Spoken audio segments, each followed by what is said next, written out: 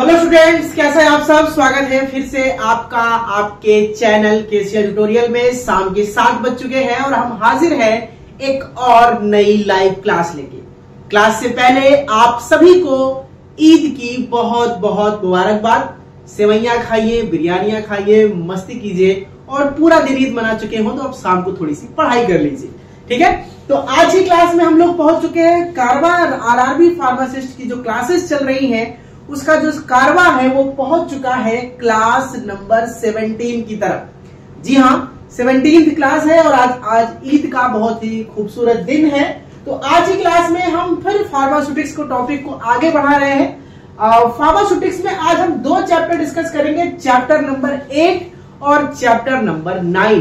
Chapter number 8 is distillation process and chapter number 9 is a drawing process. दोनों heat process के अंतर्गत आते हैं। तो डिस्टिलेशन और ड्राइंग से रिलेटेड थ्योरीज को हम डिस्कस करेंगे जो इंपॉर्टेंट है एग्जाम के हिसाब से, और फिर उसके कुछ एमसीक्यूज की हम आज प्रैक्टिस करेंगे। तो जल्दी जल्दी सब लोग लाइव जुड़ जाइए और जल्दी से लाइव इकट्ठा हो जाइए। तो हम क्लास कंटिन्यू करते हैं। 30-35 लोग जुड़ चुके हैं, बाकी लोग जल्दी जल्दी जुड़िए तो क्लास कंटिन्यू करते हैं। चलिए, सबसे पहले हम आज बात करेंगे what is the distillation process. Distillation process एक बड़ा ही शानदार प्रोसेस होता है। वैसे सभी ने इसको पढ़ा है, जो डिप्लोमा कर रहे हैं, जो बी फार्मा कर रहे हैं, जो बैचलर कर रहे हैं, सबने इसको लगभग ऑलमोस्ट पढ़ा। डिस्टिलेशन प्रोसेस बड़ी शानदार प्रोसेस इस मामले में है कि होता क्या है कि मान लीजिए आपके पास कोई ऐसा लिक्विड का मिक्सचर है, 2 अलग अलग लिक्विड के मिक्सचर है। जैसे कि एग्जांपल के तौर पे आप, छोटा सा एग्जांपल मैं अक्सर लेता हूं कि आपने रात को पैक बना लिया, आपने अल्कोहल और वाटर बना लिया। देखिए, मैं ना खुद पीता हूं ना मैं पीने को प्रमोट करता हूं, लेकिन मैं एग्जांपल दे रहा हूं कि आपने पैक बना लिया और पानी और अल्कोहल आपने मिलाया, और मिला के जैसे ही पैक रेडी हुआ तैसे आपके फादर जो है वो गेट खोल के अंदर आ गए। अब आप उनके सामने पी नहीं सकते, आप इसको रखे कहां और रात भर रख भी नहीं सकते गिलास में। तो अब आपके पास एक ऑप्शन ये बचता है कि आप फिर से पानी को अलग और अल्कोहल को अलग करके रख दें। अब ये तो पॉसिबल ही नहीं होता कि आप फिर से दारू निकाल करके बोतल में और पानी निकाल करके फ्रीज में डाल दें, ये तो हो ही नहीं सकता। तो उसके लिए एक कारनामा है जिसे बोलते हैं डिस्टिलेशन प्रोसेस। डिस्टिलेशन प्रोसेस में खास बात क्या है कि जब आपके पास 2 ऐसे लिक्विड का मिक्सचर है जो अलग अलग बॉइलिंग पॉइंट पे बॉयल होता है। जैसे अल्कोहल, मान लिया कि 60 से 70 डिग्री के आसपास अल्कोहल इवेपोरेट हो जाता है और पानी जो है वो 100 डिग्री सेल्सियस पे इवेपोरेट होता है। तो अब आप दोनों के मिक्सचर को, जो लोअर वाला टेम्परेचर, लोअर मतलब अल्कोहल का है, आप 60 डिग्री पे जब आप उसको बॉयल करेंगे तो अल्कोहल उड़ जाएगा और पानी वहीं का वहीं रहेगा। पानी क्यों वहां रहेगा? क्योंकि पानी जो है उसका बॉइलिंग पॉइंट 100 डिग्री सेल्सियस है, वो 60 पे गर्म होगा लेकिन वेपोराइज नहीं होगा। लेकिन अल्कोहल वेपोराइज होगा। तो जब अल्कोहल वेपोराइज होगा, वेपर के फॉर्म में बनेगा, तो उसको कंडेंस करिए और कंडेंस करके एक दूसरे कंटेनर में ठंडा करके इकट्ठा कर लीजिए। तो उस रिसीवर में आपको अल्कोहल मिल जाएगा और दूसरे वाले कंडेंसेटर में आपको पानी मिलेगा। आपने दारू और पानी अलग कर लिया। ये मैंने जुगाड़ आपको बता दिया है, इसका इस्तेमाल आप कर सकते हैं, ठीक है। तो वही है कुल मिलाकर separation of the component of liquid mixture, condensation और वेपोराइजेशन। 2 प्रोसेस यहाँ पे एक साथ होता है। एक चीज क्वेश्चन एग्जाम में पूछा गया है कि आपके डिस्टिलेशन में कौन से 2 प्रोसेस होते हैं, पहले कौन और बाद में कौन। तो सबसे पहले होता है वेपोराइजेशन, यानी पहले लिक्विड गर्म होता है, एक वेपोराइज होता है, और फिर वही जो लिक्विड वेपर बना है उसका होता है condensation. What is the condensation? Liquid का गैस में कन्वर्ट होना, दिस इज वेपोराइजेशन, और गैस का ठंडा होकर फिर लिक्विड में कन्वर्ट होना, दिस इज कंडेंसेशन। तो एक चीज याद रखिएगा, क्वेश्चन एग्जाम में आया हुआ था कि पहले वेपोराइजेशन होता है फिर कंडेंसेशन होता है, और ये दोनों किसमें होते हैं? Distillation process. अच्छा, कुछ कंपोनेंट जान लेते हैं। जब हम कोई ये कंटेनर है, जिस कंटेनर में लिक्विड का मिक्सचर है, यानी दारू और पानी का मिक्सचर है, उसे डिस्टिलेंट कहते हैं। This is called distillate, okay. और डिस्टिलेंट के बाद जब ये ऊपर भाप बन के उठता है तो उसे कंडेंसेट या डिस्टिलेट कहते हैं। डिस्टिलेट फॉर कंडेंसेट और नीचे डिस्टिलेंट, ये अलग अलग चीजें। फिर इसी को हम ठंडा करके रिसीवर में इकट्ठा करके हम इसको अलग कर लेते हैं। ये पूरा का पूरा प्रोसेस है, ठीक है। इसको समझते हैं। डिस्टिलेशन क्या है? जब कंडेंसेशन वेपर को एज ए प्रोडक्ट, देखिए इस हीट प्रोसेस में हम 3 चीज कर सकते हैं। डिस्टिलेशन भी कर सकते हैं, इवेपोरेशन भी कर सकते हैं, ड्राइंग भी कर सकते हैं। अब मुद्दे की बात क्या है? डिस्टिलेशन कब करते हैं? जैसे ये जो लिक्विड, इसमें दो चीज का मिक्सचर है और हमें वो वाला लिक्विड अलग करना है जिसका बॉइलिंग पॉइंट कम है, तो उसके लिए हम डिस्टिलेशन प्रोसेस को फॉलो करेंगे। क्यों डिस्टिलेशन प्रोसेस फॉलो करेंगे? तो जो कम बॉइलिंग वाला लिक्विड है वो निकल करके यहाँ पे इकट्ठा हो जाएगा और हम इसको रख लेंगे। अच्छा, जब हमें ये वाला लिक्विड चाहिए जो हाई बॉइलिंग पॉइंट वाला, जब हमें अल्कोहल और पानी में से अल्कोहल को फेंकना और पानी इकट्ठा करना है, हाई बॉइलिंग पॉइंट वाला चाहिए, तो उसके लिए हम इवेपोरेशन फॉलो करते हैं। फिर जरूरत नहीं है कंडेंसेशन करने की, आप गर्म करिए, भाप बन के वो जो कम वाला है उड़ जाएगा और जो बचेगा वो क्या है, हमारे काम की चीज है, उसे इवेपोरेशन कहते हैं। ध्यान से समझिए, यानी किसी भी मिक्सचर में अगर सॉलिड लिक्विड कुछ मिला हुआ है और दो अलग अलग लिक्विड मिले हुए हैं, तो जो कम बॉइलिंग पॉइंट वाला लिक्विड है, अगर हमें वो प्राप्त करना है तो हमें डिस्टिलेशन करना पड़ेगा, यहाँ पे कंडेंसर लगाना पड़ेगा। अगर हमें ज्यादा बॉइलिंग पॉइंट वाला लिक्विड चाहिए, कम वाले से मतलब नहीं है, तो हम इवेपोरेशन करेंगे। ये सब मशीन जरूरत नहीं लगाने की, बस गर्म करिए, उड़ जाएगा, जो बचेगा वो हमारे काम का। और हमें दोनों नहीं चाहिए, हमें इसके अंदर जो सॉलिड बचा है वो इकट्ठा करना है, तो उसके लिए प्रोसेस है ड्राइंग, यानी दोनों लिक्विड उड़ जाएगा, जो नीचे ठोस पार्ट बचेगा वो हमारा ड्राइंग प्रोसेस है। यानी हम देख रहे हैं कि हीट प्रोसेस से तीन प्रोसेस एक दूसरे से रिलेटेड है। This is distillation, this is evaporation and this is drawing. Okay, concept clear? आगे बढ़ते हैं बच्चों अपनी क्लास में।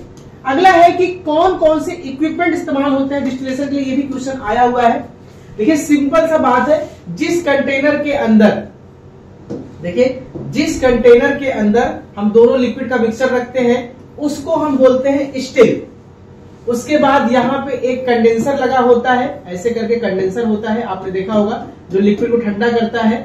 ठीक है, तो उस कंडेंसर को बोलते हैं कंडेंसर, और फिर जिसमें लिक्विड इकट्ठा होता है उसको बोलते हैं रिसीवर। तीन पार्ट होते हैं किसी भी डिस्टिलेशन अपरेटस में, एक स्टिल होता है, एक कंडेंसर होता है, एक receiver. This is still, this is condenser and this is receiver. तीन पार्ट से मिलकर के पूरा का पूरा जो अपरेटस है, इक्विपमेंट जो है अपरेटस है, वो तीन पार्ट कम से कम होने चाहिए। अब हमारा टॉपिक है classification of distillation method.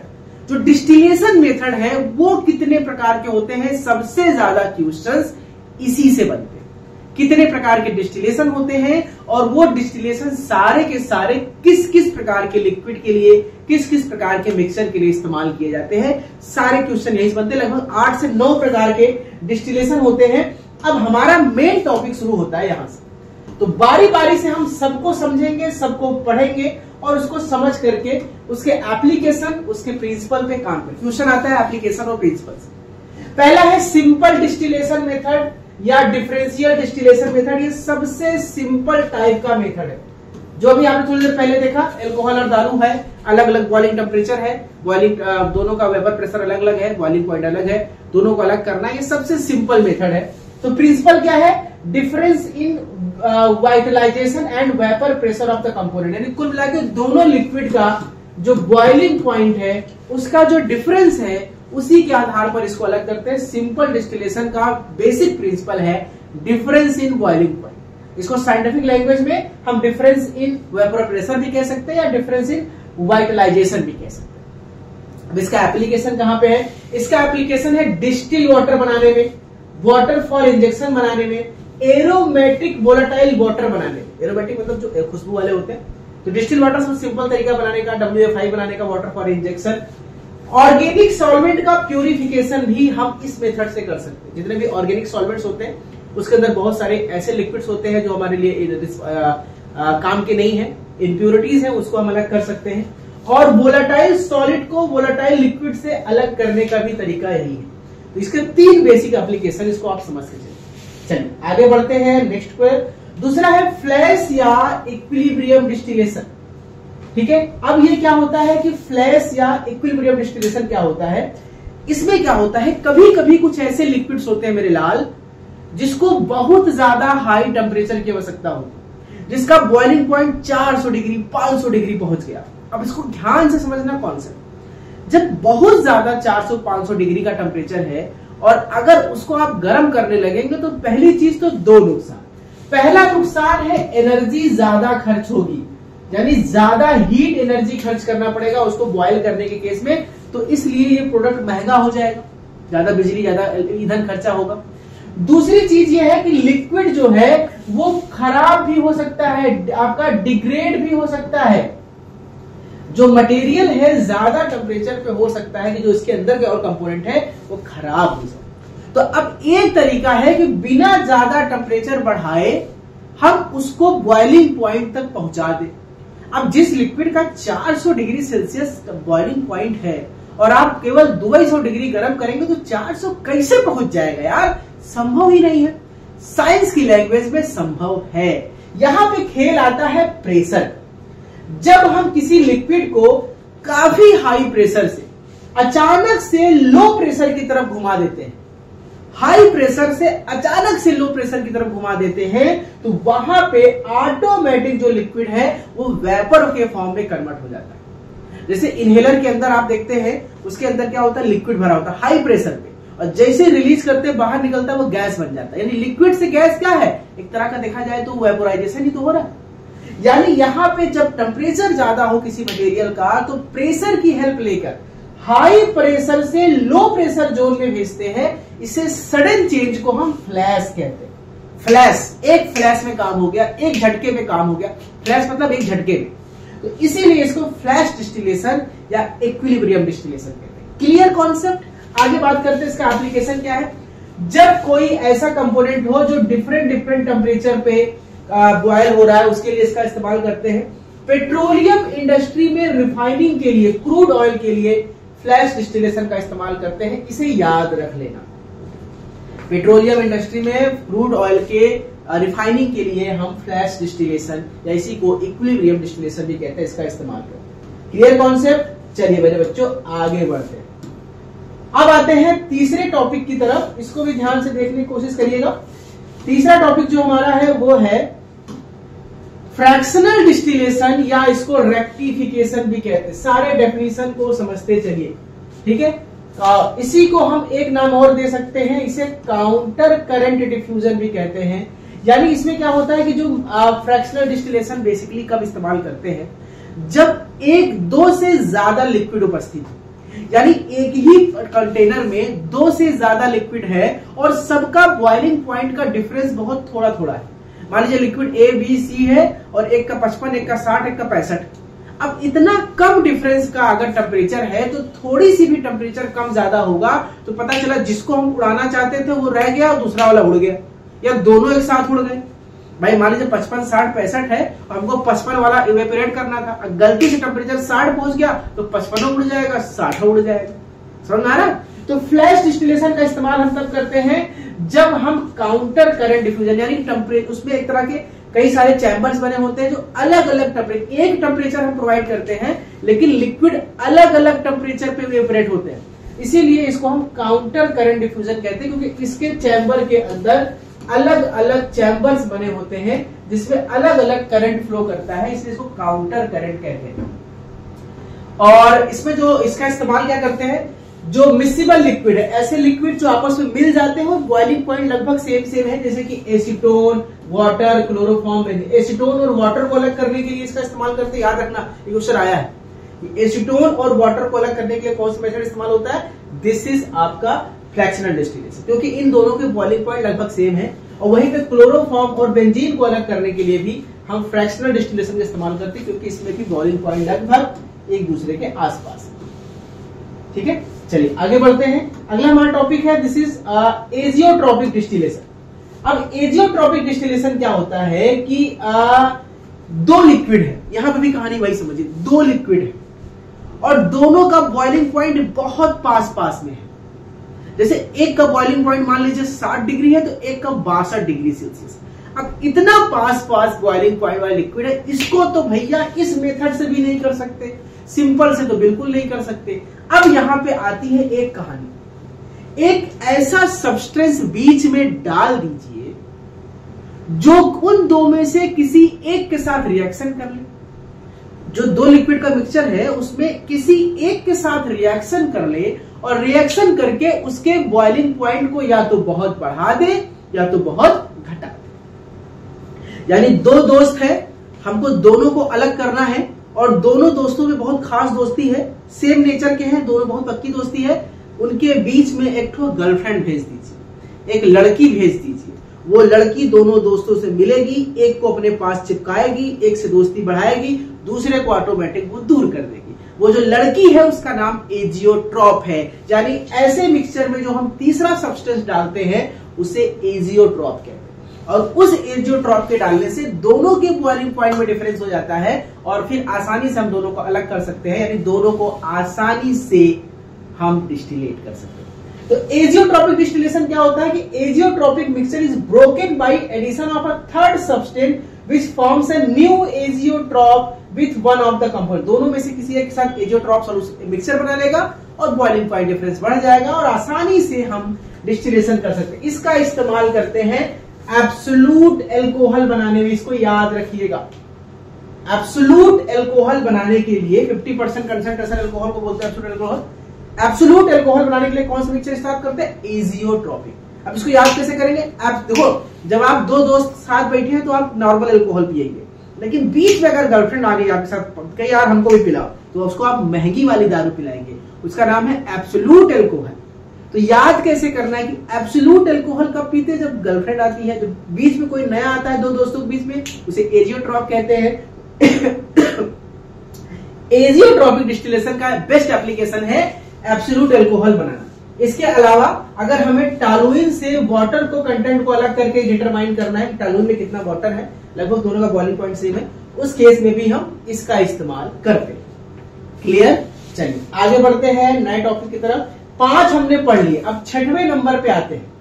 6वां number भी ध्यान से देखिएगा मेरे बच्चों, ठीक है? 6वां नंबर क्या कह रहा है, इसको देखिए। एक्सट्रैक्टिव डिस्टिलेशन, यहां पे नाम से लग रहा है कि हमें कुछ चीज जो है एक्सट्रैक्ट करनी, यानी कुछ भी आयुर्वेदिक आइटम है, कुछ जड़ी पत्ती है, कुछ पेड़ पौधे हैं, कुछ प्लांट मटेरियल है, उनसे कोई चीज निकालना है बाय द यूजिंग डिस्टिलेशन, उसे हम एक्सट्रैक्टिव डिस्टिलेशन कहते हैं। इसका principle withdrawal of third component at the base of fractionating column by azeotropic distillation. यानी हम यहाँ पे भी एजियोट्रॉप का इस्तेमाल करेंगे, लेकिन जिस कॉलम में डिस्टिलेशन कर रहे हैं उस कॉलम के बेस में हम कुछ सॉलिड कंटेंट या थर्ड कंटेंट को प्राप्त करेंगे, जो हमारा मेन फोकस, यानी उसका जो मेन एक्सट्रैक्ट है, उस एक्सट्रैक्ट को प्राप्त करने के लिए जब हम एजियोट्रॉपिक डिस्टिलेशन करते हैं तो उसे एक्सट्रैक्टिव डिस्टिलेशन कहते हैं।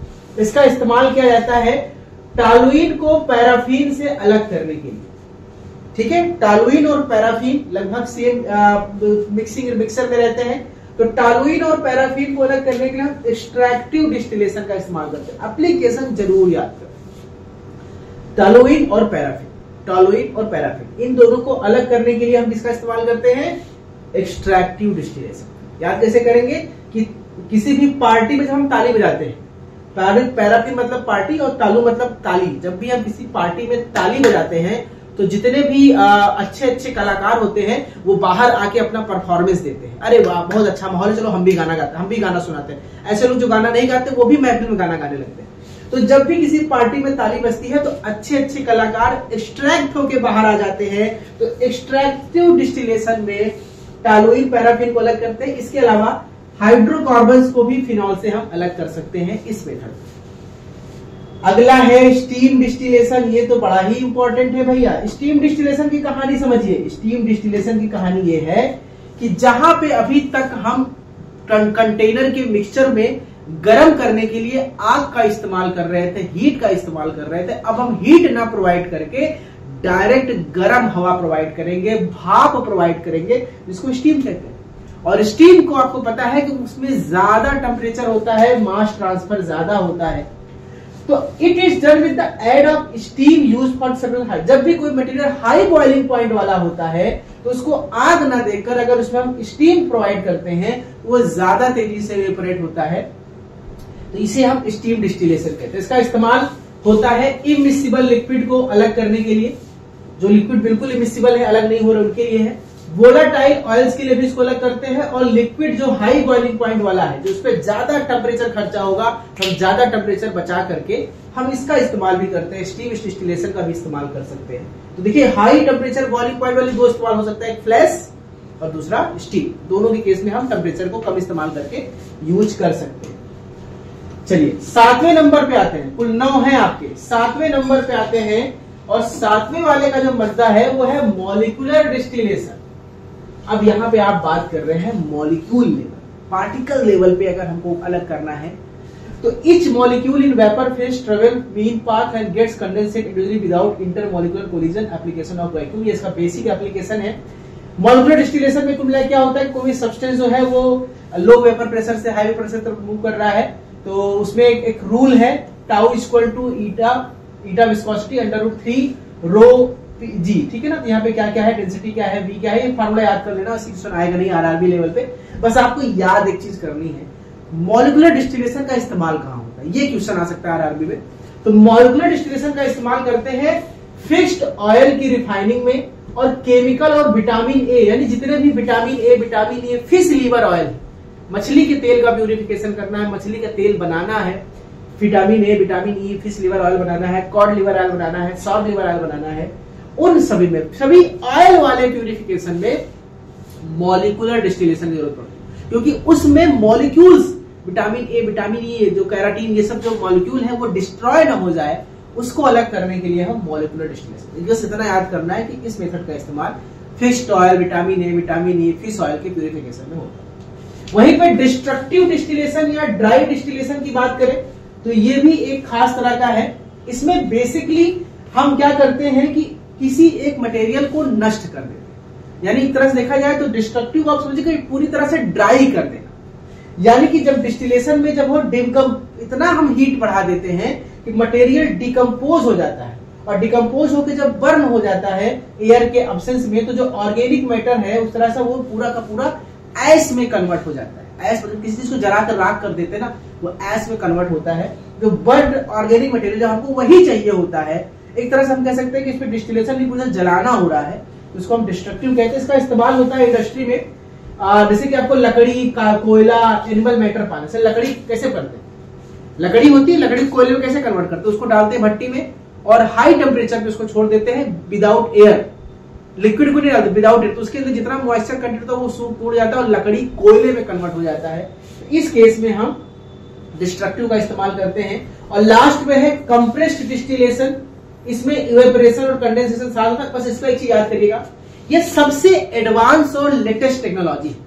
एक सवाल बहुत पेचीदा है, बहुत ही गहरा है कि हमारे पूरे संसार में 0.02% पानी ही ऐसा है जो पीने योग्य है। पूरे धरती पे जितना पानी है, लगभग 75% तो पानी है, उसका सिर्फ 0.2% है जो पीने लायक है। ये 0.2 भी है मेरे ख्याल से, मैं एग्जैक्ट डेटा मेरे पास नहीं है, आप गूगल कर बताइएगा। तो इतना ही परसेंट पीने लायक है। एक दिन आबादी जिस हिसाब से बढ़ रही है, हम लोग मिसयूज कर रहे हैं। आज चलो संडे है तो निकाल दो पाइप, गाड़ी धो रहे हैं, सड़क धो रहे हैं, रात को गर्मी आ गई है तो धूल उड़ रहा है, तो लगा के समरसेबल भर भर पूरा सड़क धो रहे हैं। पानी पीने का ऑलरेडी बहुत कम है, हम लोग भाग्यशाली है, उन जगहों में है जहां पानी बहुत है, लेकिन आने वाला समय पानी नहीं रहेगा। आज से 10 से 15 साल पहले किसी ने सोचा था कि पानी हम बोतलों में खरीद के पिएंगे? कभी नहीं सोचा था। पानी भी खरीदना पड़ेगा। आज से 15 साल पहले किसी ने नहीं सोचा था आज हम पानी खरीद के पी रहे हैं, वो हमको बहुत नॉर्मल लग रहा है। एक समय ऐसा आएगा कि हम पानी खरीद के नहाएंगे, हम पानी खरीद के वॉशरूम जाएंगे, हम पानी खरीद के सब कुछ करेंगे, वो भी हमको नॉर्मल लगने लगेगा क्योंकि पानी बहुत कम है। तो साइंस जा रहा है उस मोमेंट की तरफ कि जो समुद्र का पानी है अगर उसे किसी तरीके से मीठा कर दिया जाए, पीने योग्य बना दिया जाए। थोड़ा सा कठिन प्रोसेस है, महंगा प्रोसेस है, लेकिन वो शुरू हो गया है और उसी डिस्टिलेशन का नाम है कंप्रेस्ड डिस्टिलेशन। अगर कभी कंप्रेस्ड डिस्टिलेशन आपसे पूछ ले तो चीज याद कर लेना, this is for the conversion of sea water into drinking water. यानी ये सो फ्रेश वाटर बनाना है बाय सी वाटर, समुद्र के पानी को पीने लायक बनाने के लिए हम कंप्रेस्ड डिस्टिलेशन का इस्तेमाल करते हैं। क्लियर? चलिए, मेरे ख्याल से सारे 9 प्रकार के डिस्टिलेशन आप समझ गए होंगे, क्वेश्चन आपसे छूटेंगे नहीं। अब आते हैं अपने टॉपिक की तरफ जिसका नाम है ड्राई, सुखाना। अब हम उससे एक स्टेप आगे बढ़ते हैं। जब हमें लिक्विड से मतलब नहीं है, हमको लिक्विड उड़ा देना है और सिर्फ सॉलिड कंटेंट जो बचा है हमको उससे मतलब है, तो उसके लिए हम जो प्रोसेस इस्तेमाल करते हैं वो dry. Removal of the liquid from material by application of the heat and incomplete by transfer of liquid from the surface. जो लिक्विड है किसी मटेरियल के सरफेस उसको उड़ा देना और उसमें जो मटेरियल बचेगा सूखा सूखा उसको इकट्ठा करना, दिस इज कॉल्ड ड्राई। अच्छा, किसी भी मटेरियल में 2 प्रकार के वाटर होते हैं, इसको समझने की कोशिश कीजिए, बहुत इंपॉर्टेंट है किसी भी मटेरियल में दो तरह के पानी होते हैं, एक होता है अनबाउंड वाटर, एक होता है बाउंड वाटर। किसी भी मटेरियल में दो हमेशा पानी, कुछ ना कुछ पानी होता है। कोई मटेरियल 100% ड्राई नहीं होता, कुछ ना कुछ पानी उसमें होता है। अगर जो पानी उसके मटेरियल के अंदर जो कैपिलरीज आप देख रहे हैं, अगर इस कैपिलरीज के बीच में पानी भरा हुआ है तो उस कैपिलरीज के पानी को हम बोलते हैं बाउंड वाटर, और इसको निकाल पाना मुश्किल काम है। ये हमेशा रहता है। क्यों? क्योंकि जो इसके अंदर पानी भरा हुआ है उसका जो वेपर प्रेशर है और जो एटमॉस्फेयर में जो किसी भी लिक्विड, जो देखो किसी लिक्विड से पानी कब निकलता है, किसी भी मटेरियल से, ये मान लीजिए मटेरियल है, इससे पानी कब निकलेगा जब इसका वेपर प्रेशर एनवायरमेंट के वेपर प्रेशर से क्या होगा, कम हो। इसका वेपर प्रेशर ज्यादा हो और एनवायरमेंट का वेपर प्रेशर कम हो, तो इसको बैलेंस करने के लिए इससे से वाटर जो है वेपराइज होकर निकलेगा। लेकिन इस केस में एनवायरमेंट का वेपर प्रेशर और इसका वेपर प्रेशर क्या होता है, इसका वेपर प्रेशर एनवायरमेंट के वेपर प्रेशर से कम होता है या तो इक्विलिब्रियम में होता है। तो जब एनवायरमेंट का वेपर प्रेशर और इसके अंदर जो लिक्विड भरा है कैपिलरीज में, वेपर प्रेशर वो इसका कम है या इसके बराबर है, तो ये पानी बाहर ही नहीं निकलेगा। इसी को हम इसी को हम बाउंड वाटर कहते हैं। और इनके बीच में जो खाली जगह होती है कैपिलरीज के बीच में, उसको वॉइड्स कहते हैं। और इस वॉइड्स के बीच जो पानी भरा होता है वो अनबाउंड वाटर है। जब भी किसी मटेरियल को हम सुखाते हैं तो सुखाने के बाद जो मटेरियल पानी उड़ता है वो यही वाला पानी होता है जो इनके वॉइड्स में भरा होता है, क्योंकि इनका वेपर प्रेशर हमेशा ज्यादा होता है एनवायरमेंट के वेपर प्रेशर से। इसलिए हल्का सा भी गर्म करने पर या धूप में रखने पर ये उड़ जाते हैं और सूख जाते हैं। तो किसी मटेरियल में दो तरह के होते हैं, वेपर अनबाउंड और बाउंड। अनबाउंड को हम वेपराइज सुखा करके निकाल सकते हैं, बाउंड को नहीं। इसके लिए हमें स्पेशल कंडीशन इस्तेमाल करनी होती है इस पानी को भी निकालने की। क्लियर हो गया कॉन्सेप्ट? चलिए आगे बढ़ते हैं।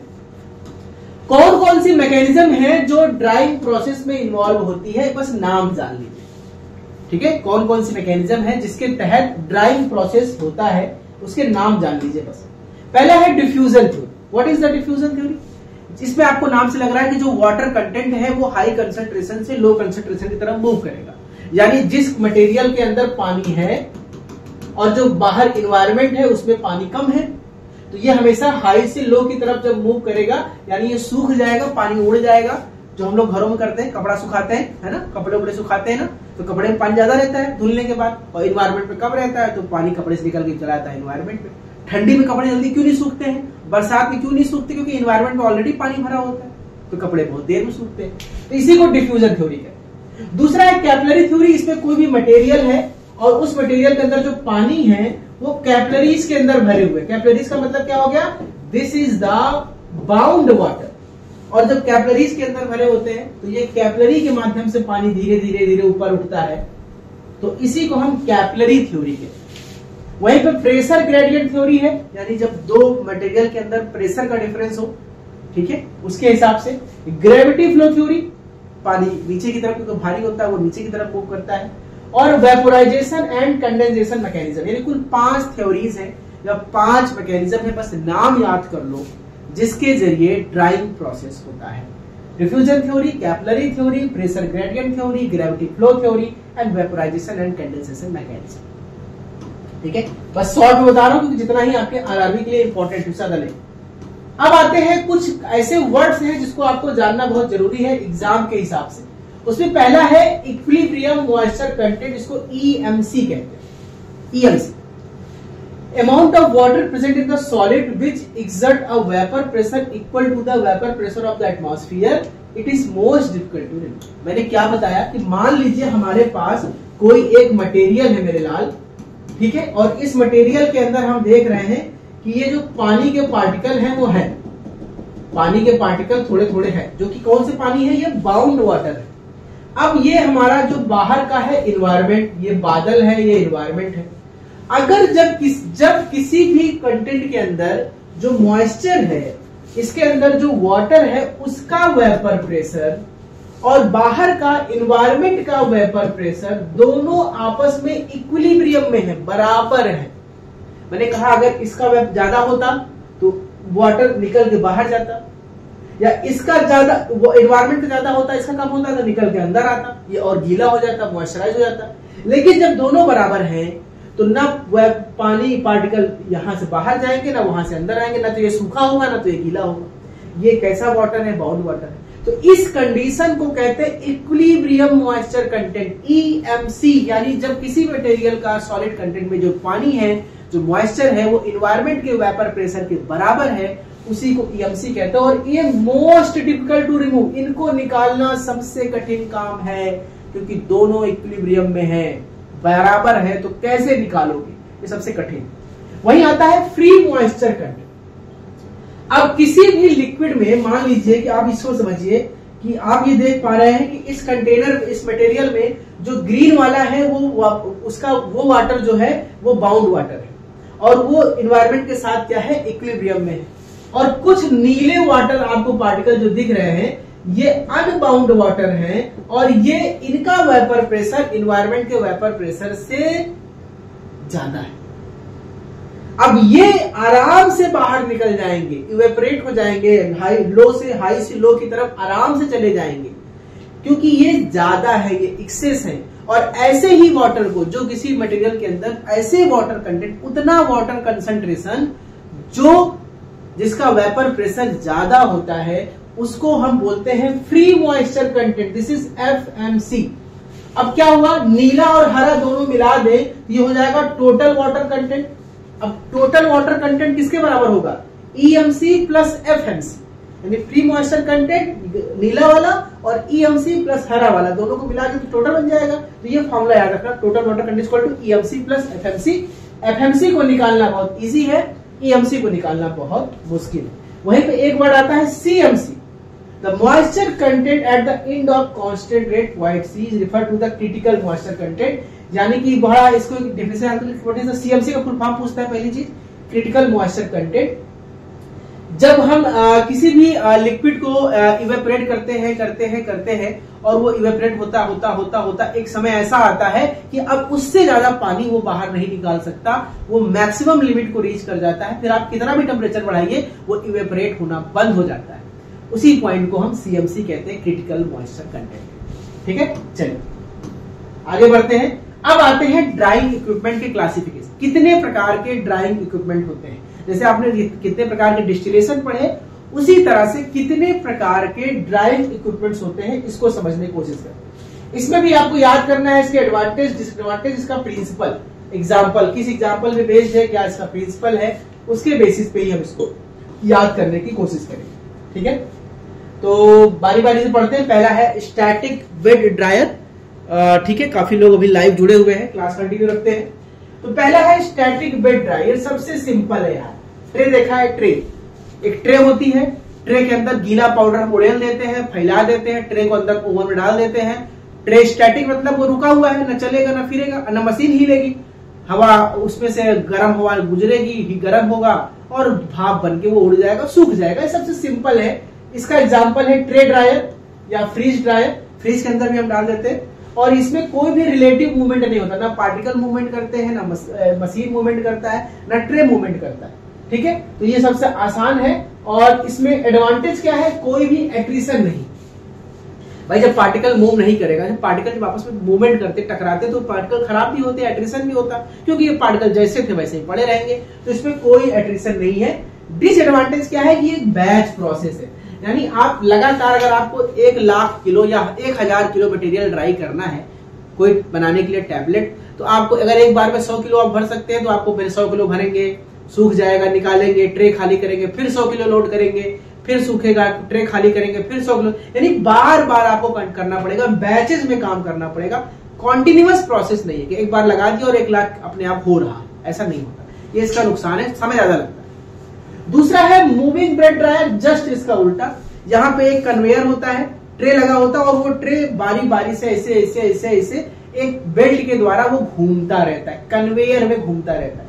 इसमें क्या होता है? ऊपर से हीट पड़ रही है, बेल्ट से घूम रहा है, तो जितने भी मटेरियल है एक बार में ज्यादा मटेरियल इस्तेमाल कर सकते हैं, और वो क्योंकि घूम रहा है तो ऑटोमेटिक ड्राई होता रहेगा। तो इसमें जो पार्टिकल्स हैं वो मूव करेंगे, स्टैटिक में मूव नहीं कर रहे थे, इसमें मूव करेंगे। इसका एग्जांपल है ड्रम ड्रायर। ड्रम देखा है? ड्रम ऐसे ऐसे ऐसे ऐसे ऐसे ड्रम रोटेट करता रहता है, तो ये ड्रम ड्रायर इसका एग्जांपल है। अच्छा, एडवांटेज क्या है? कि सभी मटेरियल को जो हीट है वो लगातार मिलती है, लेकिन नुकसान क्या है कि जब ड्रम आपस में जब ऐसे से घूमेगा तो पार्टिकल भी घूमेंगे और पार्टिकल आपस में टकराएंगे, तो टकरा के पार्टिकल टूट भी सकते हैं, तो वहां पे एट्रिशन होता है। यानी जो पहले वाले का एडवांटेज था इसका डिसएडवांटेज, जो पहले वाले का डिसएडवांटेज था इसका एडवांटेज। यानी एक बार मटेरियल लोड कर दो, बार बार भरने की जरूरत नहीं है, कंटिन्यूअस प्रोसेस, धीरे धीरे मटेरियल होता है। क्लियर हो रहा है? बहुत मजेदार टॉपिक है। चलिए आगे आते हैं हम लोग FBD, ये बहुत इंपॉर्टेंट टॉपिक है। फ्लूइडाइज्ड ब्रेड ड्रायर को FBD कहते हैं। इसमें सबसे बढ़िया सिस्टम क्या है, एक बड़ा सा ऐसे कंटेनर होता है, इस कंटेनर में ये आपका ये छिद्र होता है और नीचे से हम गर्म हवा फेंकते हैं। जब गर्म हवा फेंकते हैं इसके अंदर जो पाउडर है वो उड़ता है, यानी जो पाउडर इसमें भरा है ये पाउडर ऐसे ऐसे सर्कुलेट करेगा, उड़ेगा, और जब वो हवा में उड़ता है पाउडर तो वो जल्दी ड्राई होता है। ये फ्लूइडाइज्ड ब्रेड ड्रायर है, यानी हम फ्लूइड जो हवा है, गर्म हवा है, फ्लूइड है, उसको नीचे से डालते हैं, तो इसका FBD, इसको प्लग फ्लो ड्रायर भी कहते हैं। यूनिफॉर्म ड्राइंग होती है एक बराबर, लेकिन क्योंकि पार्टिकल ऊपर नीचे गिरेंगे, टूटेंगे, टकराएंगे तो एट्रिशन भी होता है, ये इसका साइड इफेक्ट है, डिसएडवांटेज। अगला आता है न्यूमेटिक ड्रायर। न्यूमेटिक ड्रायर में आपको लग रहा है, न्यूमेटिक का मतलब क्या होता है, हाई वेलोसिटी। इसमें हम जो गैस है बहुत तेज वेलोसिटी के साथ डालेंगे, हाई स्पीड या हाई वेलोसिटी के साथ जब हम गैस को फ्लो करते हैं तो इसको न्यूमेटिक ड्रायर कहते हैं। इसका एग्जांपल है स्प्रे ड्रायर। स्प्रे ड्रायर मतलब हवा का स्प्रे है। अच्छा, सबसे अच्छी बात क्या है कि रैपिड और एफिशिएंट ड्राइंग, सबसे तेज काम करता है, सबसे जल्दी। हाँ, थोड़ा सा डिसएडवांटेज ये कॉस्टली पड़ जाता है, थोड़ा सा महंगा होता है, ये कॉस्टली आप मान के चलिए, ये थोड़ा सा सिस्टम। ये हो गए बेसिकली आपके 4 ड्रायर। कुछ और भी ड्रायर्स हैं जो एग्जाम में आए हुए हैं, उस पर भी बात कर लेते हैं। एक है आपका वैक्यूम ड्रायर। ठीक है, अब क्या होता है, कोई मटेरियल अगर हो सकता है ऐसा है जो ज्यादा टेम्परेचर पे खराब हो रहा है या उसका टेम्परेचर बहुत बढ़ाना पड़ रहा है, तो हम प्रेशर क्रिएट करके वहां पे एक वैक्यूम क्रिएट कर देते हैं। तो वैक्यूम में आपको पता है कि जब प्रेशर हाई प्रेशर होता है तो बॉइलिंग पॉइंट लो हो जाता है, तो मटेरियल इजीली ड्राई हो जाता है। तो उसमें क्या होता है, हाई मटेरियल को ड्राई करते हैं वैक्यूम अप्लाई करके। अच्छा, एडवांटेज क्या है, आराम से होता है, बड़ा सरफेस एरिया होता है। लेकिन डिसएडवांटेज क्या है, बैच प्रोसेस है, बार बार आपको चेंज करना पड़ेगा, एक्सपेंसिव है, महंगा बहुत है, और कैपेसिटी लिमिटेड है, एक बार में 150 किलो का ही हम कर सकते हैं, लिमिटेड कैपेसिटी। वहीं पर फ्रीज ड्रायर की बात करते हैं। ये क्वेश्चन बहुत बार पूछा गया है कि फ्रीज ड्रायर को कौन सा नाम बोला जाता है, इसको लायोफिलाइजेशन कहते हैं। क्वेश्चन बहुत बार आया, हर एग्जाम में लगभग बहुत बार आया है कि लायोफिलाइजेशन क्या है, वो फ्रीज ड्रायर, यानी इसमें हम बिना गर्म करे उसको सुखा देते हैं। अब ये कैसे हो सकता है, अब आप कहिए कि यार किसी चीज गीले चीज को सुखाना बिना गर्म करे कैसे हो सकता है। तो कोई ऐसे मटेरियल होते मेरे लाल कि जो ज्यादा टेम्परेचर पे खराब हो जाते हैं, वे आर द थर्मोलेबाइल सब्सटेंस। अब उन्हें कैसे करेंगे, तो उसको हम गर्म ना करके ठंडा करके सुखाएंगे, ये कैसे हो सकता है। यानी किसी मटेरियल को जब हम 0 डिग्री या 8 डिग्री से कम पे अचानक से उसको रखते हैं, तो उस मटेरियल के अंदर जो वाटर के कंटेंट हैं वो कम टेम्परेचर पे क्या हो जाते हैं, फ्रीज्ड हो जाते हैं। फ्रीज्ड का मतलब है वो बर्फ बन जाते हैं, और बर्फ बनने के बाद अचानक से जब हम उसको प्रेशर देते हैं तो वो वेपराइज होकर बर्फ उड़ जाता है, मटेरियल सूख जाता है। यानी बिना टेम्परेचर का इस्तेमाल किए बर्फ फ्रीज का इस्तेमाल करके हम ड्राइंग कर रहे हैं, इसलिए इसको फ्रीज ड्रायर कहते हैं। एडवांटेज आप जानते हैं कि थर्मोलेबाइल मटेरियल का इस्तेमाल कर सकते हैं, कोई भी मटेरियल का डीनेचुरेशन नहीं होगा। व्हाट इज द डीनेचुरेशन, कोई प्रोटीन है, कोई मटेरियल, कोई एंजाइम है, कोई हार्मोन है, खासतौर पर उसी के लिए होता है ये एंजाइम हार्मोन्स बनाने के लिए। ये क्या होते हैं, हाई टेम्परेचर पे ये डीनेचर्ड हो जाते हैं, खराब हो जाते हैं। तो डीनेचर होने से बचाने के लिए इसका इस्तेमाल करते हैं। और वोलेटाइल मटेरियल जो होता है जिसका लॉस ज्यादा हो, महंगे सामान है, उसका भी इस्तेमाल करते हैं। लेकिन हाँ, बहुत महंगा है, बहुत समय लगता है, और प्रोडक्ट का ऑक्सीडेशन होने के चांसेस ज्यादा, क्योंकि फ्रीज कर रहे हैं तो हो सकता है वो ऑक्सीडाइज हो जाए। तो ये कुछ चांसेस यहाँ पे हैं। वहीं पे IR ड्रायर, इंफ्रारेड ड्रायर, आपको नाम से लग रहा है कि इसमें कोई टेम्परेचर पर नहीं, हम ऊपर से इंफ्रारेड पास करते हैं। इंफ्रारेड क्या करता है, उसको गर्म कर देगा। ठीक है, जब इंफ्रारेड पास करेंगे, माइक्रोवेव ऑयल डाल के रेडिएशन होगा, वो गर्म हो जाएगा, तो ऑटोमेटिक। तो ड्राई रेट जो है 50% तक घट जाता है, एनर्जी भी कम खर्चा होती है, पैसे का बचत है। तो इसका इस्तेमाल आजकल जो आप लोग ओवन देखते हैं ना, घरों में ओवन वगैरह आते हैं खाना गर्म करने के लिए, वो इसी प्रिंसिपल पे है IR। उसमें रेडिएशन निकलती है, खाने को गर्म कर देती है, ड्राई कर देती है, ज्यादा एनर्जी का खर्चा नहीं है यहाँ। ठीक है, मेरे ख्याल से ये हो गए पूरे के पूरे ड्राइव। अब हम चलेंगे अपने क्वेश्चंस की तरफ। तो बहुत ही फिर से जो लोग लेट ज्वाइन किए हैं आप सबको ईद मुबारक। आज ईद का बहुत ही खास त्योहार है। आप लोग क्या करिए, उठाइए पेन और पेपर और मैं जितने भी 25 या 30 क्वेश्चंस कराऊंगा उन क्वेश्चंस को लिखते जाइए और बताइएगा कि कितने क्वेश्चन आपने सही किए। ठीक है, उतने क्वेश्चन का जवाब आपने सही किया है और फिर हम करते हैं। तो शुरुआत करते हैं क्वेश्चन नंबर 1 से बिना किसी देर लतीफ के। क्वेश्चन नंबर 1 रहा आपके स्क्रीन पे। व्हाट इज द प्रिंसिपल, थोड़ा सा नीचे कर दें, आप लोग कहते हैं सर दिखता नहीं है। ठीक है, what is the principle behind simple distillation. Simple distillation होता है ना, सबसे सिंपल वाला। Differential vaporisation and vapour pressure of the component, flash vaporisation of entire liquid, mass transfer involving counter current and steam separation. तो आपको पता है कि ये इसमें होता है स्टीम डिस्टिलेशन में, काउंटर करंट में, ये होता है फ्लैश डिस्टिलेशन में। सब सिंपल में दो लिक्विड है, वेपर प्रेशर अलग अलग है, उनको अलग करना है। तो option number A is correct, differential vaporisation and vapour pressure of component. Question number 2, which application is not associated with simple distillation. इसमें से सिंपल डिस्टिलेशन का कौन सा एप्लीकेशन नहीं। Preparation of distil water, separation of toluene from paraffin. ताली बजाए party में तो क्या हुआ था, एक्सट्रैक्ट हो गया था। Purification of organic solvent and separation of non volatile solid. तो क्या है, सारा एग्जांपल जो है वो सिंपल का है, बस ये बी वाला जो है वो एक्सट्रैक्टिव डिस्टिलेशन का एग्जांपल है। तो ट्रिक याद आया ना, तो ये ऑप्शन नंबर बी यहां पे हमारा काम करेगा। चलिए आगे बढ़ते क्वेश्चन नंबर 3 की तरफ। क्वेश्चन नंबर 3 आपके स्क्रीन पे ये रहा। फ्लैश डिस्टिलेशन इन्वॉल्व, क्या होता है फ्लैश डिस्टिलेशन, याद है क्या बताया था आपको मैंने। फ्लैश डिस्टिलेशन में अचानक से फ्लैश किया हमने, अचानक से हमने वहां पे प्रेशर वो चेंज किया, तो मिक्सचर जो है वो हाई बॉइलिंग पॉइंट वाला, तुरंत क्या हुआ जब प्रेशर को हाई से लो किया सटाक से, तो वहां पे वेपराइज हो गया। Gradual heating of the mixture, rapid vaporisation by passing from low to high pressure, separation of miscible liquid, refining of crude oil and petroleum. तो आपको पता है इसमें से जवाब सही कौन सा है। जी हां, अचानक से हम लिक्विड को पास करते हैं लो से हाई प्रेशर की तरफ। This is option number B. Fractional distillation का इस्तेमाल कहां किया जाता है। Fractional distillation, separating component with similar boiling point, separating component at equilibrium state, separating azeotropic mixture, वो तो एजियोट्रॉपिक वाला था, breaking down molecule in individual level, ये तो मॉलिक्यूलर डिस्टिलेशन था, separating component with similar boiling point, ये हमको सही लग रहा है। जो सिमिलर लगभग बॉइलिंग पॉइंट वाले होते हैं उसके लिए हमें फ्रैक्शनल डिस्टिलेशन का इस्तेमाल करते हैं। ठीक है, वहां अलग अलग फ्रैक्शनल कॉलम बने होते हैं जो अलग टेम्परेचर पे काम करते हैं। चलिए क्वेश्चन नंबर 5 की तरफ बढ़ते हैं। Azeotropic distillation breaks azeotropic mixture by, बताया था ना कि एजियोट्रॉपिक डिस्टिलेशन में क्या होता है कि एक एजियोट्रॉप डालते हैं जो दोनों के टेम्परेचर डिफरेंस को अलग कर देता है, बॉइलिंग पॉइंट डिफरेंस को अलग कर देता है।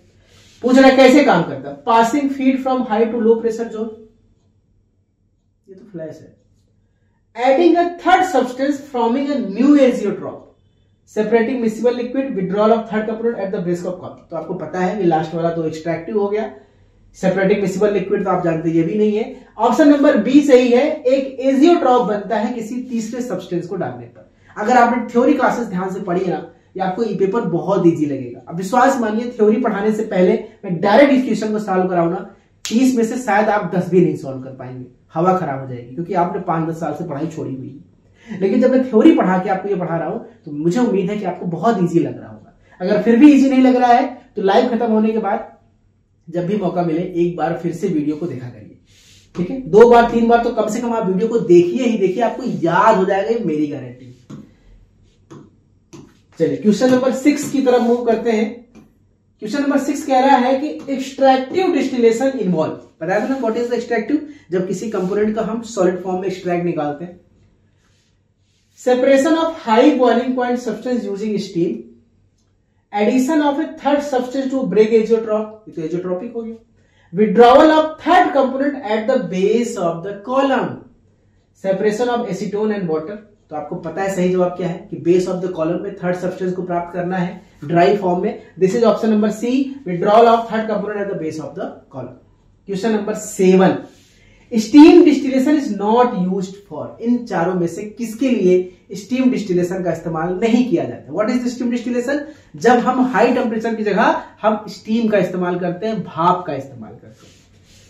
Separating immiscible liquid, extraction of volatile liquid, purification of liquid with high boiling point, separating component with similar boiling point. इसमें से किसका इस्तेमाल नहीं? देखिए इसमें सारा है। Separating liquid with similar boiling point के लिए हम लोग वहां पे इस्तेमाल करते थे फ्लैश का, एजियोट्रोपिक। बाकी तीन ऊपर के एकदम सही है, यानी ऑप्शन नंबर डी यहां पे है। ये प्रोसेस स्टीम डिस्टिलेशन से नहीं हो सकता है। चलिए आगे बढ़ते हैं क्वेश्चन नंबर 8 की तरफ। क्वेश्चन नंबर 8 की तरफ चलते हैं बच्चों। क्वेश्चन नंबर 8 पढ़िए। Molecular distillation is characterized by, मैंने बताया था मॉलिक्यूलर डिस्टिलेशन में क्या होता है, जब भी हम कोई फिश ऑयल, विटामिन ए बना रहे हैं, यानी बहुत ही मॉलिक्यूल्स लेवल पे निकालना, रिफाइनिंग करनी है। Gradual vaporisation of components, intermolecular collision during condensation, condensation of molecules without collision, high pressure applied during the process. अब ये दो तो नहीं है, अब बचा दो चीज कि मॉलिक्यूलर डिस्टिलेशन में इंटरमॉलिक्यूलर कोलिजन कराया जाता है या बिना इन दोनों के कोलिजन के हमें मॉलिक्यूल को अलग किया जाता है। अगर कोलिजन हो जाएगा तो खराब हो जाएगा। ऑप्शन नंबर सी सही है कि हमें कंडेंसेट करते हैं वॉट मॉलिक्यूल को बिना कोलिजन के। ऑप्शन नंबर सी सही है। क्वेश्चन नंबर 9 पे आते हैं। 9 क्या कह रहा है कि डिस्ट्रक्टिव डिस्टिलेशन क्या है? मैंने कहा ना सबसे खराब, सुखा दो, कोयला बनाना है लकड़ी से, है ना? याद आया कुछ? Evaporation and condensation, decomposition of organic matter in the presence of air, refining of fixed oil, separation of vitamin A from fish oil. Separation of vitamin ए क्या है? वो मॉलिक्यूलर में आता है। रिफाइनिंग ऑफ फिक्स्ड ऑयल ये भी molecular में आता है। इवेपोरेशन कंडेंसेशन स्टीम में आता है या सिंपल में आता है। ऑप्शन नंबर बी है कि हमें ऑर्गेनिक मैटर को हवा की उपस्थिति में डिकम्पोज करना है, कोयला बनाना है लकड़ी से। Option number B this is the correct option. Question number 10 की तरफ चलते हैं।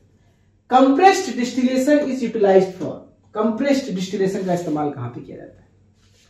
Separating components with similar boiling point, obtaining valuable product from wood and coal, evaporation and condensation of fresh water from sea water, समुद्र के पानी को पीने लायक बनाना है, और सेपरेटिंग इमिसिबल लिक्विड। तो आपको पता है मैंने कहा सबसे एडवांस टेक्नोलॉजी इस पे काम चल रहा है, और आपको जवाब बिल्कुल सबका ऑप्शन सही आ रहा है, बिल्कुल, क्योंकि मैंने आपको पढ़ाया, आपको याद हो गया है, मुझे गर्व है आप सब पे। Thank you. Option number C this is evaporation and condensation of fresh water from sea water. चलिए क्वेश्चन नंबर 11 की तरफ मूव करते हैं हम लोग। Which distillation method involves the withdrawal of a third component at the base of the column? किस method में एक तीसरा component base of the column प्राप्त होता है? याद आ गया? जड़ी बूटी उससे क्या निकाले थे, याद आ गया? चलो ठीक है। सिंपल, फ्रैक्शनल, एक्सट्रैक्टिव, मॉलिक्यूलर, सबको जवाब पता है यार, बहुत इजी है यार। Option number C extractive distillation. Question number 12 है। Azeotropic distillation is commonly used in the preparation of, azeotropic कब करते हैं? कब करते हैं? डिस्टिल वाटर बनाने के लिए, एब्सोल्यूट अल्कोहल बनाने के लिए, ऑर्गेनिक बनाने के लिए सॉल्वेंट, या fresh water from sea water. तो फ्रेश वाटर, सी वाटर तो आपको पता है कि कंप्रेस्ड है, डिस्टिल वाटर आपको पता है सिंपल है, ऑर्गेनिक सॉल्वेंट आपको पता है कि ये भी नहीं है। मैंने क्या बताया था, जब बीच में एक लड़की आ जाए, दो दोस्तों के बीच में एजियोट्रॉप आ जाए, दो दोस्त अलग, this is the option number C B absolute alcohol के लिए। गर्लफ्रेंड को आप अच्छी वाली दारू पिलाएंगे, एब्सोल्यूट अल्कोहल पिलाएंगे, ठीक है? और वही से दोस्तों के बीच में दरार आना, साला हमको सस्ती वाली पिलाता था, अपनी गर्लफ्रेंड को महंगी वाली पिला रहा है, हट ससुरत्व का, छोड़ देंगे आज से। और वहीं पर कहानी आती है option number B absolute alcohol. Question number 13 पे आते हैं हम लोग। Which distillation technique rely on counter current diffusion for separation? Counter current, अलग अलग स्टेज पे अलग अलग टेम्परेचर, कॉलम बने हुए हैं, फ्रैक्शन बने हुए हैं, कौन सा डिस्टिलेशन है? Fractional, steam, destructive, compressed. जवाब तो सबको पता होगा यार, अगर थ्योरी पढ़ी है ना मुझसे तो भूलने वाली तो बात ही नहीं है। ऑप्शन नंबर ए सही है, फ्रैक्शनल डिस्टिलेशन, इसी को काउंटर करंट डिस्टिलेशन भी कहते हैं। Question number 14। Molecular distillation is particularly used for, कब इस्तेमाल करते हैं हम लोग मॉलिक्यूलर डिस्टिलेशन?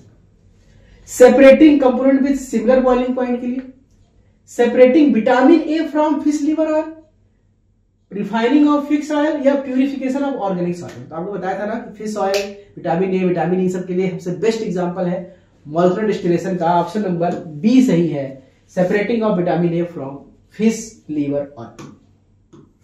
क्वेश्चन नंबर 15 की तरफ चलते हैं।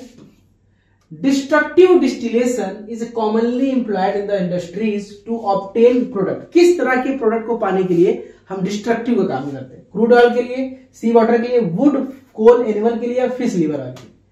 ठीक है, तो बेसिकली सी वाटर के लिए तो हमारा कंप्रेस्ड है, वुड कॉयल के लिए हमारा वुड और कॉयल के लिए हाँ बिल्कुल डिस्ट्रक्टिव ही था, नष्ट करके फिश लीवर। तो ऑप्शन नंबर हमारा सी सही है, wood coal and animal matter के लिए हम डिस्ट्रक्टिव करते हैं। चलिए हम मूव करेंगे, 15 क्वेश्चन हमने कर लिया, अब लगभग 15 क्वेश्चन और करेंगे हम लोग। टाइम कितना हो गया मैं देखूं आप लोग का टाइम, लगभग मेरे ख्याल से ओ माय गॉड 1 घंटे होने वाले हैं। और आपका आज की बात सही हो रही है, मुझे बच्चे कहते थे कमेंट सर 1 घंटे क्लास लीजिए, 1 घंटे क्लास लीजिए। चलिए बहुत मैराथन क्लास चल रही है आज ईद का दिन है, छुट्टी का दिन है, एंजॉय कीजिए आप लोग। क्वेश्चन नंबर 16 की तरफ बढ़ते हैं। अब हम शुरू करते हैं ड्राइंग प्रोसेस को। हाँ, तो क्वेश्चन नंबर 16 का पहला क्वेश्चन आपके सामने रहा कि bound water is defined as the minimum water held by a material exerting an equilibrium vapour pressure. जिसका इक्विलिब्रियम वेपर प्रेशर होता है उसी को हम बाउंड वाटर कहते हैं। आगे बात कर रहा है जो वेपर प्रेशर है greater than the pure water at the same temperature, equal to the pure water at the same temperature, less than the pure water at same temperature, irrelevant to the temperature. What is the pure water? Pure water का माना जाता है जो temperature होता है pure water का वो atmospheric temperature के बराबर होता है, ठीक है, या उससे कम होता है। तो यहां पे बात हो जाएगी equal to the pure water at the same temperature. तो ऑप्शन नंबर बी सही है, equal to the pure water. Question number 17, unbound water differs from bound water. जो अनबाउंड वाटर है फ्री वाला एफएमसी, वो बाउंड वाटर से कैसे difference है बताया था, समझाया था ना। Exert no vapour pressure, exert an equilibrium vapour pressure equal to pure water. किसकी बात हो रही है? अनबाउंड वाटर की बात है। अनबाउंड वाटर मतलब जो बाउंडेड नहीं है, जो फ्री है, उसका वेपर प्रेशर जो है वो प्योर वाटर के बराबर है नहीं। Exert an equilibrium vapour pressure greater than pure water, जी हाँ ज्यादा है तभी तो उड़ेगा, क्योंकि अनबाउंड उड़ जाता है। ऑप्शन नंबर सी सही है, डी तो पढ़ ही नहीं पाएंगे कोई मतलब नहीं है। ऑप्शन नंबर सी यहां पे दोस्तों करेक्ट है। क्वेश्चन नंबर 18 पे चलते हैं हम लोग, ठीक है। Which mechanism are proposed for the movement of moisture during the drying process. जब भी ड्राइंग की जाती है, मटेरियल को सुखाया जाता है, वहां पे कौन सा मैकेनिज्म काम करता है? Diffusion theory, capillary theory, pressure gradient theory या सारे थ्योरी? यार 5 थ्योरी पढ़ाया था, 3 ही को तो नाम लिया, 2 तो वहीं पे रह गए। यहां पे ऑप्शन नंबर डी सही है, all of the above. Good, easy था ना। Question number 19, in which type of dryer does no relative movement occurs amount the solid particle. किस प्रकार के ड्रायर में जो सॉलिड पार्टिकल है उसमें कोई मूवमेंट नहीं होता, वो हिलते डुलते नहीं है, पड़े रहते। याद है, बताया था ना कैसे। ट्रे ड्रायर रुका हुआ है, स्टैटिक है, वो मूवमेंट नहीं करेगा। ऑप्शन देख लीजिए, moving bed dryer, fluidized bed dryer, pneumatic dryer या स्टैटिक ब्रेड ड्रायर। यार जवाब सबको पता है, ऑप्शन भी सबने सही जवाब चूज किया है, सब लोग डी बोल रहे हैं। Option number D is correct, static bread dryer. चलिए क्वेश्चन नंबर 20 की तरफ चलते हैं हम लोग। Which type of dryer expose the entire material to continuous heat. किस ड्रायर में पूरा मटेरियल एक बार में हीट किया जाता है, बार बार बैच नहीं बनाया जाता है? याद है, बताया था कौन कॉन्टिन्यूअस प्रोसेस है? Moving bed dryer, fluidized bed dryer, pneumatic dryer या ड्रम ड्रायर। ठीक है, तो याद कर लीजिए, हमारा सही जवाब है option number D, drum dryer. Drum dryer movement करता है, इसमें पूरा मटेरियल एक बार में फिल करके कन्वेयर से वो चलता रहता है। ठीक है, मूविंग ब्रेड ड्रायर भी ऑप्शन सही है, क्योंकि मूविंग ब्रेड ड्रायर जैसा कोई ड्रायर होता ही नहीं, वो ड्रम ड्रायर को ही हम बोलते हैं मूविंग ब्रेड ड्रायर। तो इसका सही ऑप्शन है वो डी। अगर डी ना होता तो हम ए चूज करते, क्योंकि ए का नाम तो एक्चुअली नाम जो है वो ड्रम ड्रायर है। क्वेश्चन नंबर 21 की तरफ चलिए चलते हैं भाई साहब, और इसको सॉल्व करने की कोशिश करते हैं। Which type of dryer involves the conveyance of particles at high velocity in a gas stream? किस प्रकार के ड्रायर में जो पार्टिकल्स हैं वो हाई गैस स्ट्रीम को के द्वारा गुजारा जाता है? Moving bed dryer, fluidized bed dryer, pneumatic या स्टैटिक? हवा उड़ रही है, पार्टिकल उड़ रहा है, नीचे से हवा, कहाँ होता था याद है भैया? फ्लूइड नीचे से जा रहा है, याद है कुछ? जी हाँ, ऑप्शन नंबर बी सही है, फ्लूइडाइज्ड बेड ड्राई। इस पे क्वेश्चन बहुत बड़ा है, FBD। ठीक है, अगला है the principle of A vacuum dryer involve. जो वैक्यूम ड्रायर में हम वैक्यूम क्रिएट करते हैं उसका बेसिक प्रिंसिपल क्या है? हाई प्रेशर अप्लाई करना, एप्लीकेशन ऑफ वैक्यूम करना, सेंट्रीफ्यूगल फोर्स अप्लाई करना, या सब अप्लाई करना? तो यार सीधी सी बात है, वैक्यूम में हम वैक्यूम ही अप्लाई करेंगे। ऑप्शन नंबर बी सही है, एप्लीकेशन ऑफ वैक्यूम। ठीक है, चलिए आगे बढ़ते हैं हम लोग क्वेश्चन नंबर 23 की तरफ चलते हैं। कितने जवाब सही हुए अब तक? 22 क्वेश्चन में कितने जवाब सही हो गए बताओ? कुछ याद आ रहा है? देखो कितना कितना जवाब है, 16, 18, 16, 15 चलिए ठीक है, आगे देखते हैं question number 23। Freeze dry is advantage of thermolabile material.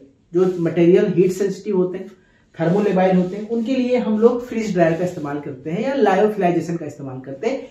ऐसा क्यों? इट इन्वॉल्व हाई टेम्परेचर, ये तो होता ही नहीं। It allows for rapid drawing, ठीक ठाक लग रहा है कि आगे देख लेते हैं। इट एलिमिनेट्स डीनेचुरेशन, ये डीनेचुरेशन होने से रोक देता है क्योंकि हाई टेम्परेचर पे एंजाइम हार्मोन्स खराब नहीं होते हैं। और ये इंक्रीज ऑक्सीडेशन, तो ऑक्सीडेशन भी होता है लेकिन ये इसका डिसएडवांटेज है। यहां पे एडवांटेज की बात पूछ रहा है तो ये है option number C, it eliminates denaturation. अगर यहां पे डिसएडवांटेज पूछता तो हम डी ऑप्शन चूज करते। क्वेश्चन 24, IR इंफ्रारेड, जो आजकल ओवन वगैरह आते हैं, microwave oven radiation for drying resulting in. अच्छा, जब माइक्रोवेव यूज करते हैं तो उसमें क्या फायदा है? ड्राइंग रेट घट जाता है, एनर्जी यूटिलाइजेशन बढ़ जाता है, वोलाटाइल मटेरियल का लॉस हो जाता है, या कुछ नहीं होता? तो इसमें सबसे सही जवाब आपको लग रहा है क्या? बताओ। हाँ, सही जा रहा है ऑप्शन, सबका ए आ रहा है, बिल्कुल option number A, drawing rate घट जाता है, बाकी चीजें तो नहीं आती है। चलिए क्वेश्चन नंबर 25 की तरफ चलते हैं। What is the main disadvantage of freeze drying? Freeze drying तो बहुत बढ़िया है, बहुत बेहतरीन चीज है, लेकिन उसका कुछ नुकसान है। क्या है? बहुत महंगा है, बहुत कम टाइम लगता है, ऑक्सीडेशन घट जाता है, इंक्रीज डीनेचुरेशन होता है। तो डीनेचुरेशन तो होता ही नहीं, ऑक्सीडेशन बढ़ता है, घटता नहीं है। पीरियड ऑफ टाइम यानी हाई कॉस्ट, सबसे बेस्ट है हाई कॉस्ट, महंगा बहुत है। अगर यहाँ पे हाई कॉस्ट भी होता और इंक्रीज ऑक्सीडेशन होता तो हम इंक्रीज ऑक्सीडेशन चूज करते, लेकिन यहाँ पे रिड्यूस दिया है, उल्टा है, तो option number A high cost is correct. Question number चलिए 26 की तरफ बढ़ते हैं मेरे बच्चों। क्वेश्चन हम लोग लगभग 1 घंटे हमारे क्लास के हो गए, आज पहली बार हम लोगों ने 1 घंटे को अचीव कर लिया है और आप लोग जुड़े हैं अभी तक, मुझे बड़ा अच्छा लग रहा है। लेकिन आप लोग पढ़ने वाले बच्चे मन लगा के, मुझे लग रहा है कि आज 1 घंटे अचीव कर लिया तो कल छुट्टी मान लिया जाए, कल क्लास ना लिया जाए, है ना? थोड़ा सा आराम करने का बनता है, क्या कहते हैं आप लोग? 26, capillary theory is associated with the movement of the moisture during drying due to. जो कैपिलरी थ्योरी में क्या बताया मैंने, जो पार्टिकल्स है वो कैपिलरी तरह ऊपर चढ़ते हैं और उड़ जाते हैं। इसमें क्या होता है? मॉलिक्यूलर डिफ्यूजन होता है, कैपिलरी एक्शन होता है, प्रेशर ग्रेडिएंट होता है, ग्रेविटी फ्लो होता है। तो आपको नाम से ही लग रहा है क्या होगा? बिल्कुल सही जवाब है ऑप्शन नंबर बी है, कैपिलरी एक्शन होगा भाई। चलिए आगे देखते हैं क्वेश्चन नंबर 27 क्या कहता है। क्वेश्चन नंबर 27 की तरफ मूव कर लेते हैं। 27 कह रहा है कि which dryer type involve the upward movement of heated gas. किस ड्रायर में हवा जो है, गर्म हवा जो गैस है वो ऊपर की तरफ उठती है? याद आ गया? मूविंग बेड ड्रायर में, फ्लूइडाइज्ड बेड ड्रायर में, न्यूमेटिक में, या ड्रम में? नीचे से हवा पार्टिकल उड़ रहा था, किसमें हो रहा था? FBD में, option number B, fluidized bed dryer. Question number 28, freeze drying is also known as. बताते हैं क्वेश्चन बहुत बड़ा है, किस नाम से जानते हैं? 4 ऑप्शन है, vacuum drawing, lyophilisation, infrared drawing, या फ्लूइडाइज्ड बेड ड्राइंग। बिल्कुल यार, अच्छे बच्चे आप लोग, अच्छा लगता है आपको पढ़ाने में जब जवाब आपके बहुत जल्दी जल्दी आते हैं। मैं देख पा रहा हूं सबके जवाब लगभग बी आ रहे हैं। ऑप्शन नंबर बी सही है, लायोफिलाइजेशन। क्वेश्चन नंबर 29 और की तरफ बढ़ते हैं भैया। What is the primary advantage of pneumatic dryer? Pneumatic dryer इस्तेमाल करने के क्या फायदा है? यूनिफॉर्म ड्राइंग होती है, हाई एफिशिएंसी होती है, रैपिड ड्राइंग होती है, लो एट्रिशन होता है। ठीक है, तो सबसे अच्छा है कि बहुत तेज काम करता है। भाई सारे जवाब सही है, एट्रिशन भी नहीं होता है, रैपिड ड्राइंग भी होती है, हाई एफिशिएंसी, सभी कुछ बेहतर है, लेकिन सबसे अच्छी चीज है कि सबसे तेज काम करता है। Option number C, rapid drying. In which type of dryer does attrition occur, किसमें एट्रिशन होता है, पार्टिकल आपस में टकराते हैं, स्टैटिक में, मूविंग में, फ्लूइडाइज्ड में या न्यूमेटिक में। देखो एट्रिशन तो स्टैटिक में नहीं होता है, न्यूमेटिक में भी नहीं होता है, मूविंग में भी होता है और फ्लूइडाइज्ड में भी होता है। ऊपर उड़ता है उसमें भी एट्रिशन होता है और इसमें, तो इसमें दो ऑप्शन सही है, मूविंग वेट ड्रायर में भी और फ्लूइडाइज्ड में भी। तो यहाँ पे दो ऑप्शन आपको सही दिख रहे हैं। तो चलिए आज की एक बहुत मैराथन क्लास खत्म हुई, आपको फिर से ईद मुबारक। और आज की क्लास खत्म हुई और हम लोग सुटिक्स के लगभग 9 चैप्टर खत्म कर चुके हैं। 100 लेक्चर लेके वादा किया हूं, 100 लेक्चर में पूरा सिलेबस खत्म कर दूंगा, with pharma portion, with non pharma portion, सब खत्म कर दूंगा। 17 क्लास आज हो गई है। इतना क्लास बस 2 बार 3 बार वीडियो रिपीट मोड में देखना बेटा, नोट्स तैयार करते चलना, एमसीक्यूज ढेर सारे सॉल्व करते चलना, सिलेक्शन होना ही होना है। मिलते हैं आपसे नेक्स्ट क्लास में। Thank you so much, take care, I love you all.